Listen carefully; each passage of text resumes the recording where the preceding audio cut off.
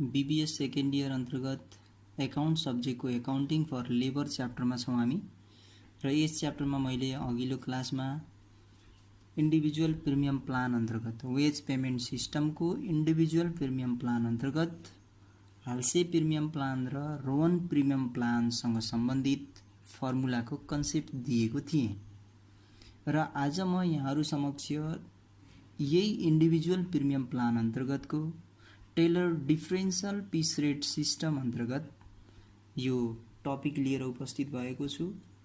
FW tailor भनेको हाम्रो वैज्ञानिक व्यवस्थापनका पिता भनेर चिनिन्छ, फादर अफ साइन्टिफिक म्यानेजमेन्ट। अब उनले आफूले जुन काम गर्ने अनुभव काम गरेको यो अनुभवको दौरानमा वर्करहरूलाई हामी पेमेन्ट गर्ने बेलामा उनीहरूले गरेको कन्ट्रिब्युसनको आधारमा वेज पेमेन्ट गर्नुपर्छ, त्यही अनुसार बोनसहरू पनि दिनुपर्छ, प्रिमियम पेमेन्ट गर्नुपर्छ भन्ने कन्सेप्ट दिएका छन् र उनले यसरी वर्करहरूलाई डिभिजन गर्ने बेलामा दुईवटा वर्गमा विभाजन गरेका छन्। एउटा एबभ स्ट्यान्डर्ड र अर्को बिलो स्ट्यान्डर्ड। अर्गनाइजेसनले कुनै पनि वर्करले सर्टेन पिरियड अफ टाइममा निश्चित काम गर्नुपर्छ भनेर टार्गेट दिएको हुन्छ, स्ट्यान्डर्ड क्रिएट गरेको हुन्छ। उक्त स्ट्यान्डर्ड चाहिँ वर्करहरूले मेन्टेन गरेका छन् या छैनन् भनेर मेजरमेन्ट गरिन्छ, कम्पेयर गरिन्छ र त्यही अनुसार स्ट्यान्डर्ड कुनै पनि लेबरले मेन्टेन गर्न सकेको छ वा स्ट्यान्डर्डभन्दा बढी प्रोडक्सन गर्न सकेको छ भने उक्त लेबरलाई एबभ स्ट्यान्डर्ड अन्तर्गत राखिन्छ र कुनै पनि लेबरले त्यो स्ट्यान्डर्ड मिट गर्न सकेन अर्थात् स्ट्यान्डर्ड पुरा गर्न सकेन भने उसलाई हामी बिलो स्ट्यान्डर्ड अन्तर्गत मानिन्छ। त्यसरी टेलरले वर्करहरूलाई दुईवटा क्याटेगोरीमा डिभिजन गरेका छन्। तसर्थ त्यो टेलरकै अनुसार हामी फर्स्टमा बिलो स्ट्यान्डर्ड तर्फ जाउँ।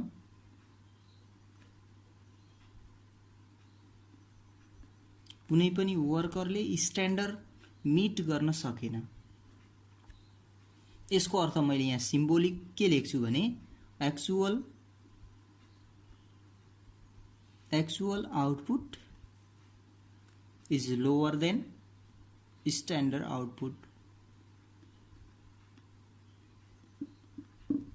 यो चाहिँ हामी सम्झिनु पर्यो।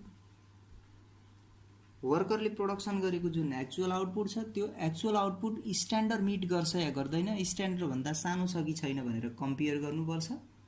त्यसरी हामी पहिले कम्पेयर गर्छौँ र यदि बिलो स्ट्यान्डर्ड छ भने त्यो अवस्थामा वर्करको टोटल वेज क्याल्कुलेसन गर्नु पर्यो भने हामी एक्चुअल आउटपुट अनि इन्टु बिलो पिस रेट अर्थात् लो पिस रेट पनि भनिन्छ।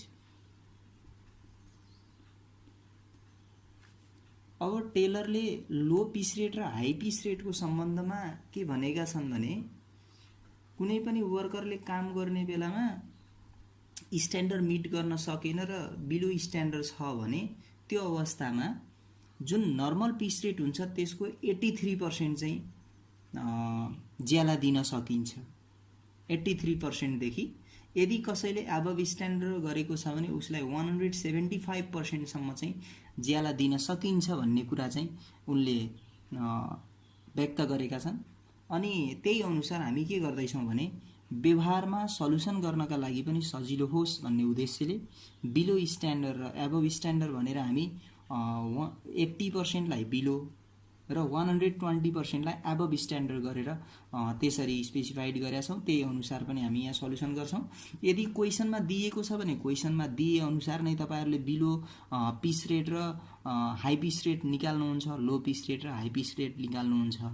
तर क्वेसनमा नदिएको अवस्थामा क्वेसनमा तोकेको छैन भने त्यति बेला हामी लो पिस रेट भन्ने बित्तिकै मैले यहाँनिर लो पिस रेटको कुरा गरेँ। लो पिस रेट भन्ने बित्तिकै हामी के बुझ्नु पर्यो भने नर्मल पिस रेट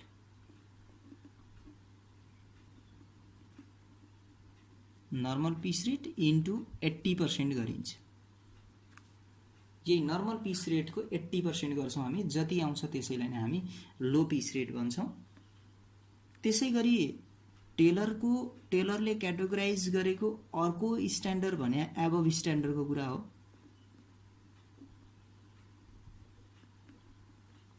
यदि कुनै पनि वर्करले स्ट्यान्डर्ड आउटपुट मिट गरेको छ र स्ट्यान्डर्ड आउटपुट भन्दा बढी प्रोडक्सन गर्न सकेको छ भने त्यो अवस्थामा हामी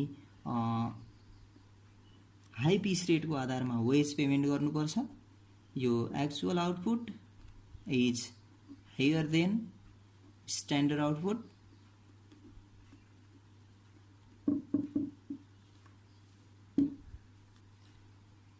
अब उनको भनाइ अनुसार एबभ स्ट्यान्डर्ड प्रोडक्सन गर्ने कुनै पनि वर्कर छ भने त्यो अवस्थामा टोटल वेज पेमेन्ट गर्दा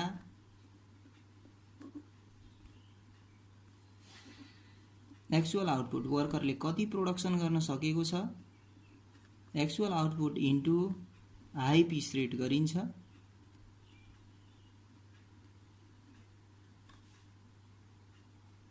र यसमा पनि हामी के गर्छौं भने हाई पिस रेट भनेको के हो त? हाई पिस रेट भन्ने बित्तिकै अघि पनि हामी कुरा गरेका छौं 175% सम्म चाहिँ नर्मल पिस रेटको 175% सम्म चाहिँ हाई पिस रेट मान्ने भनेर टेलरले दिएका छन्। वर्करको चाहिँ पर्फर्मेन्सको आधारमा हुन्छ भनेर तोकेका छन्। र तर यहाँ के छ भने सल्युसनका लागि र एकरूपता ल्याउनका लागि हैन यो हाई पिस रेट भनेको क्वेशनमा गिभन छैन भने त्यो अवस्थामा 120% अफ नर्मल पिस रेट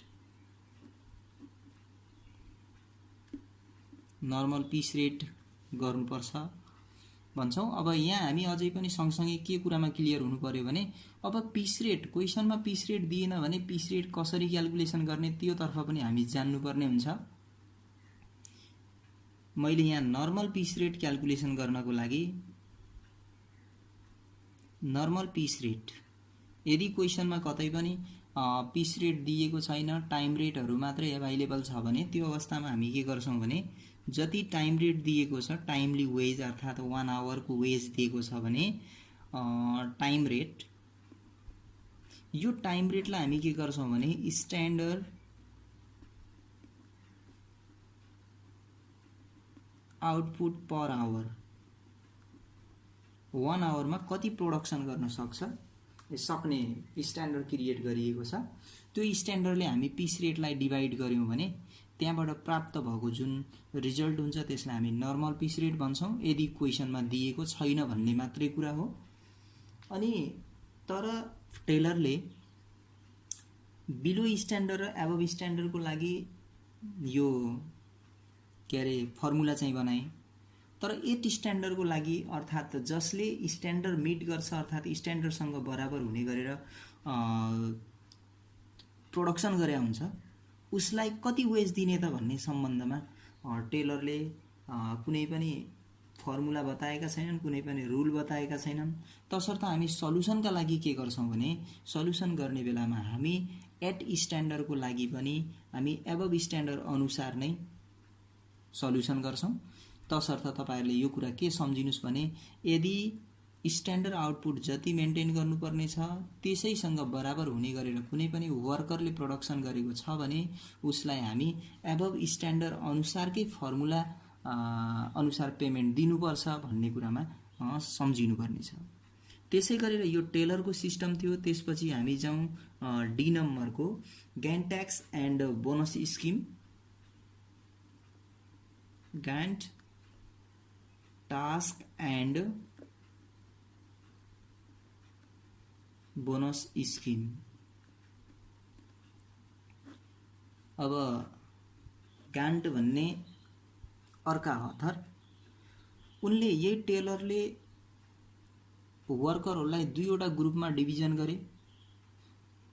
कतिपय अवस्थामा वर्करहरू चाहिँ 8 स्ट्यान्डर्ड पनि प्रोडक्सन गर्न सक्छन्।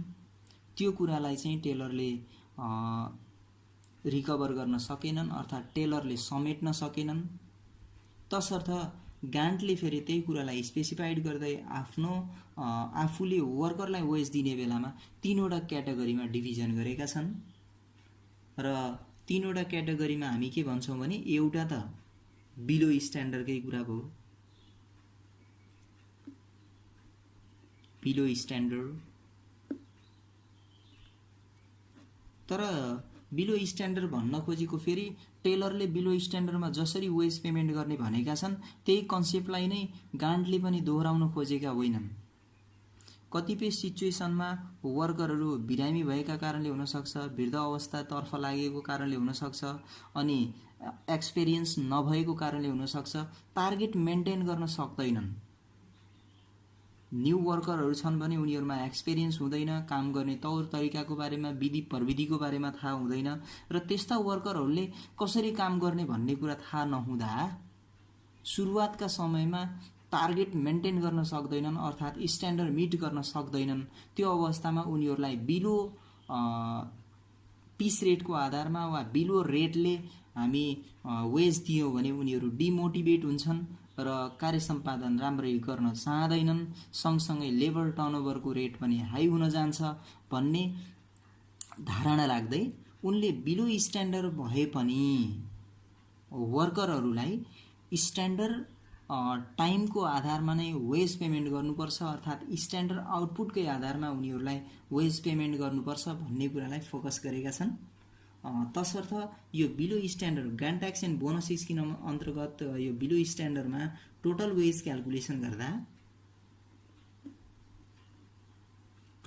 क्याल्कुलेसन गर्ने बेलामा हामी के गर्छौँ भने स्ट्यान्डर्ड टाइम कति स्ट्यान्डर्ड टाइम छ हैन, त्यो स्ट्यान्डर्ड टाइमको कुरा गरौँ।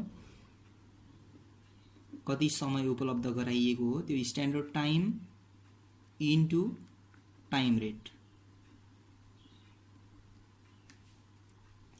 अब अल्टरनेटिभली पनि हामी के जानौँ भने सधैँ हामीलाई क्वेसनमा इन्फर्मेसन दिने बेलामा हामीलाई त्यो स्ट्यान्डर्ड टाइमै दिन्छ भन्ने, टाइममा नै क्वेसन दिइरह हुन्छ भन्ने चाहिँ छैन। कहिलेकाहीँ हामीलाई आउटपुट अर्थात् प्रोडक्सनमा पनि सल्युसन गर्नुपर्ने सिचुएसन आउन सक्छ। त्यो अवस्थाका लागि मैले यहाँ अर भनेर अल्टरनेटिभली फर्मुला लेखिदिने भएँ।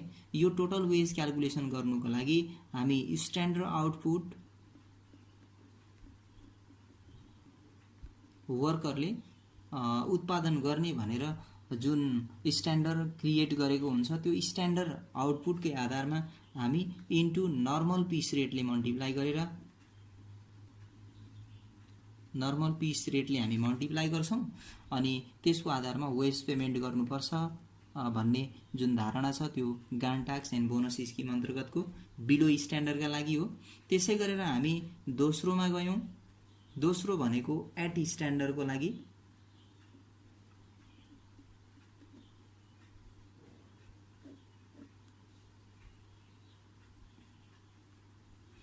गान्टले स्ट्यान्डर्ड आउटपुटसँग बराबर हुने गरेर कुनै पनि वर्करले प्रोडक्सन गर्छ भने त्यो अवस्थामा हामी उसलाई टोटल वेज पेमेन्ट गर्ने बेलामा 20% बोनस दिनुपर्छ।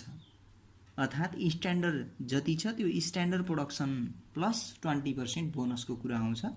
तसर्थ मैले यहाँ सबभन्दा सुरुमा टाइममा गएँ भने standard time guaranteed time into यो time rate plus 20% bonus. Time रेटमा हामी 20% बोनसलाई एड गरिदिनुपर्छ। सँगसँगै यो स्ट्यान्डर्ड एट स्ट्यान्डर्डको कन्डिसनमा हो। हामीले यसमा के गर्न सक्छौँ भने स्ट्यान्डर्ड टाइम लेख्ने भयौँ, जति टाइम रेट हुन्छ टाइम रेट अनि प्लस 20% अफ टाइम रेट गरेर टाइम रेटमा नै इन्क्रिज गरेर पनि हामी सल्युसन गर्न सक्छौँ। अन्यथा यसलाई मैले अर्को तरिकाले अर भनेर आउटपुटमा बेस भएर लेखेँ भने जस्तो actual output standard output at स्ट्यान्डर्डको कन्डिसनमा बराबर हुन्छ। तसर्थ यहाँनिर तपाईँहरूले स्ट्यान्डर्ड आउटपुट पनि लेख्न सक्नुहुन्छ।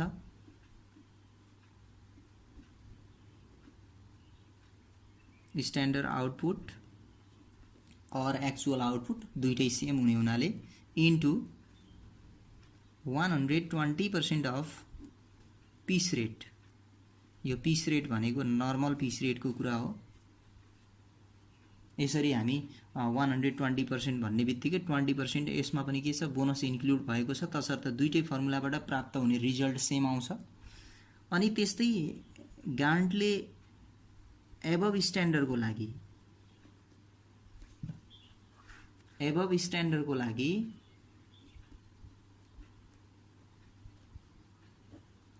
वेज पेमेन्ट गर्ने बेलामा टेलरले एबभ स्ट्यान्डर्डमा जति ज्याला दिने भनेका छन्, वेज पेमेन्ट गर्ने भनेका छन्, र गान्टले पनि एबभ स्ट्यान्डर्डको लागि उति नै ज्याला दिने भनेका छन्। तसर्थ यहाँनिर हामी टोटल वेज क्याल्कुलेसन गर्ने फर्मुला टेलरको र गान्ट्सको एबभ स्ट्यान्डर्डको लागि सेम छ। यसको लागि हामी एक्चुअल आउटपुट अनि इन्टु हाई पिस रेट गरिन्छ। अब यहाँ पनि हामीले के बुझ्नु पर्यो भने हाई पिस रेट भन्ने बित्तिकै हामी 120% अफ पिस रेट नै बुझ्नुपर्छ। यहाँ पनि मैले एस्ट्रिक लेखेर देखाउने भएँ। High piece rate equal to 120% of normal piece rate. यसरी हामी टेलरसँग सम्बन्धित र गान्टसँग सम्बन्धित फर्मुलाहरू कुन कन्डिसनमा, कस्तो कन्डिसनमा हामी कुन फर्मुलाहरू एप्लाई गर्ने भन्नेसँग सम्बन्धित कन्सेप्ट लिएर उपस्थित भएको थिएँ म आज। र अबको क्लासमा भने मैले यो इन्डिभिजुअल प्रिमियम प्लानसँग सम्बन्धित केही प्रब्लमहरू सल्युसन गराउँछु र उक्त प्रब्लमहरू सल्युसन गरिसकेपछि मात्रै म ग्रुप बोनस सिस्टमतर्फ लाग्नेछु भन्दै आजको क्लासबाट म यहाँहरू समक्ष बिदा हुन्छु। हस्त, धन्यवाद।